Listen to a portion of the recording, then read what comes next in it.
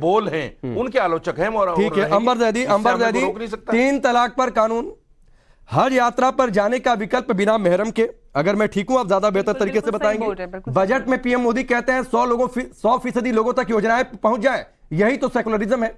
इससे दिक्कत है क्या?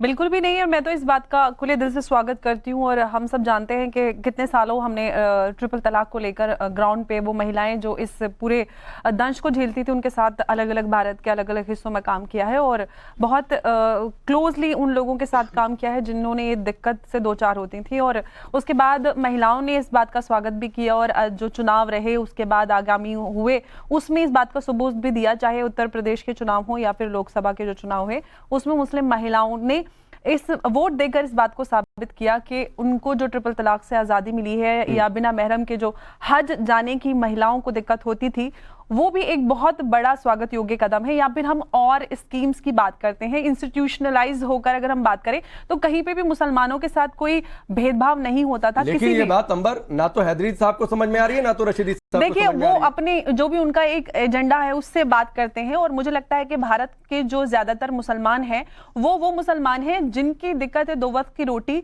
उनको सरकार की जो स्कीमें होती हैं उनका फायदा उनको मिलता है। अभी 2022 में चुनाव हुए उत्तर प्रदेश के और उसका सबूत मिला, उसमें वोट शेयर भी मिला और जितनी भी सरकार की वेलफेयर स्कीम्स थी उनका फायदा मुसलमानों को बड़े स्तर पर मिला है, गरीबी रेखा से नीचे होने की वजह से।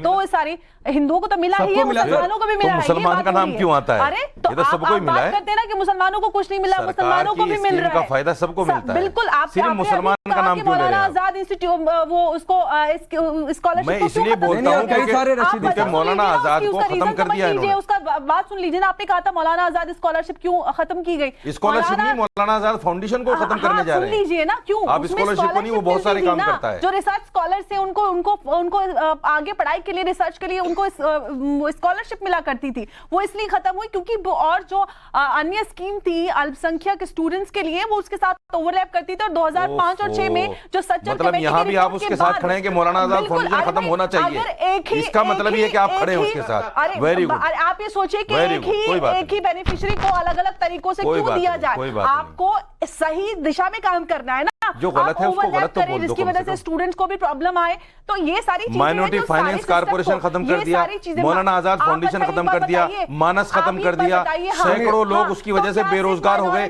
गलत को गलत तो बोल दो। मैं आगे बढ़ता हूं। अंबर जैदी, अभी पीर कादरी ने कुछ नहीं बोला है। तारीफ करो। रशीदी साहब सुनिए, आपने एक फाउंडेशन का जिक्र किया, मैं यहाँ पर तारीफ करने को मना नहीं कर रहा हूँ, लेकिन जो बुराई है जो गलत है उसको गलत भी तो रशीदी साहब सुनिए ना, हिम्मत ही नहीं। रशीदी साहब सुनिए ना सर, हिम्मत तो मत पर मत जाइए। एक मिनट अंबर जैदी, एक मिनट। रशीदी साहब, कई सारे ऐसे फाउंडेशंस हैं जिनके फंड को सरकार ने रोका है, लेकिन आपको सिर्फ वो फाउंडेशन समझ में आएगा जिसमें मुस्लिम तबका जुड़ा हुआ है। आएगा नहीं तो कई सारे फाउंडेशन है, कई सारे। और आपने जो स्कॉलरशिप की बात की, आप सुन लीजिए सर, आंकड़ा सुनिए सर। मैं बहुत फैक्ट के साथ आता हूं, जिससे सिर्फ मुसलमानों को फायदा होता है। सुनिए समझ में आएगा। मैं सुनिए रशीदी साहब, मैं बहुत रिसर्च के साथ आता हूं।